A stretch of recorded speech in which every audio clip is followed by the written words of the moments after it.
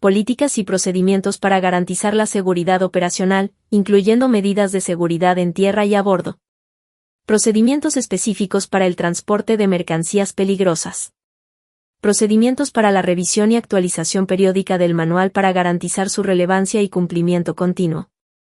Es importante destacar que la estructura y el contenido exactos del manual de operaciones pueden variar según la empresa y el alcance de sus operaciones, así como las regulaciones específicas de la Autoridad de Aviación Civil correspondiente de cada país.